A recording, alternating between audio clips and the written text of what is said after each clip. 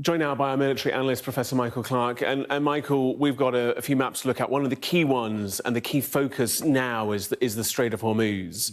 And we've been tracking the passage of vessels through the strait, or the lack thereof of the passage. And you want to talk a little bit about Larak Island, because this is potentially going to be a key tool, this island, for the Iranians. How are they trying to leverage this landscape? Yeah, well, Gareth, when the war began, the Iranians began by closing the strait entirely. And they closed it not by putting mines across the strait, but just by making it dangerous for ships to pass through. And that effectively closed it. And we all knew that it would be quite easy to make the strait dangerous. It hadn't been done before, but it was very quickly. So the Iranians, in a way, went to the sort of quite high up the escalation ladder. They didn't go step by step. They jumped right up to what would have been a pretty big move, which was to effectively close the Strait of Hormuz. Then, as they allowed a few other ships to come through, if they were either friendly ships or their own ships, or if they paid them reputedly $2 million, then they changed the routing, because the routing in the Strait of Hormuz is normally a rather narrow channel. It's only 3 kilometres wide going up, 3 kilometres wide coming out, and 5 kilometre separation zone. So it's literally only an 11-kilometre zone within 33 kilometres north to south in the straits. And the main channel goes like that. It's a sort of a sharp turn where these big tankers have to turn. What the Iranians were doing was saying, OK, if you're paying us the money, if we're letting you through, you've got to come north of Larak Island. And so they had to take this strange route, which takes them right up by Kejim Island, across the north shore of Larak Island, where they could have a really good look at them. They could make sure they checked them out. They're very vulnerable if they're up there. So if they're not supposed to be there, according to the Iranians, they could do something about it. And then they came down this way and out. If they now keep instituting that, if they say, yes, of course the straits are open, but you've got to do it on our terms, which is what they're implying at the moment, the key issue will be, are they still using Larak Island? We don't know yet. I guess by tomorrow, we'll see what the routing of some of the ships are. If they go back to the main routing, which is to do that, then that will tell us something.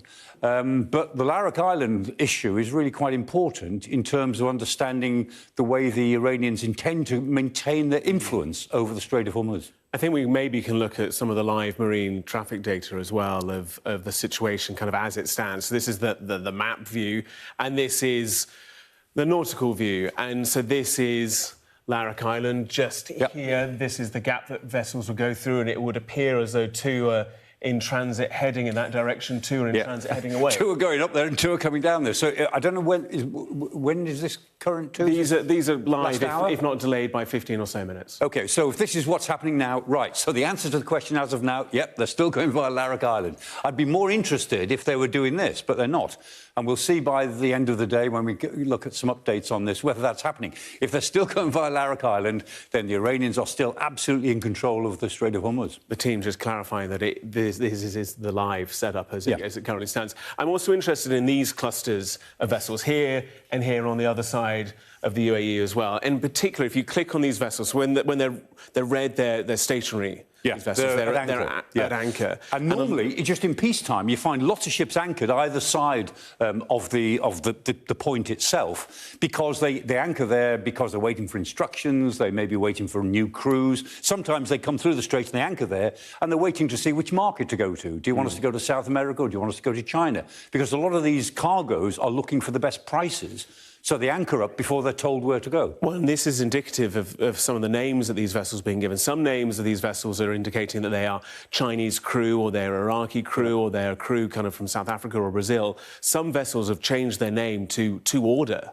As though implying that they're waiting for a buyer, and if the right buyer is found and that buyer doesn't have any military or geopolitical skin in the game right now, they might make it through as well. It's a really kind of fine line at the moment. It is, and it's really it's a really bad thing for international law and maritime law, because the more the ship owners and the ship operators are prepared to please the Iranians, the more they're prepared to play the game, the more legitimacy they give to the regime in Tehran, and the more legitimacy legitimacy they give to the idea that the freedom of the seas doesn't matter anymore. I mean, this is an open seaway. It's got nothing to do with Iran in a legal sense. The Iranians have no power over the Strait of Hormuz. It's an international seaway. And the more that companies are playing the game they want them to play, the more they are conceding this really important principle of freedom of the seas. You know, international law began with the law of the sea.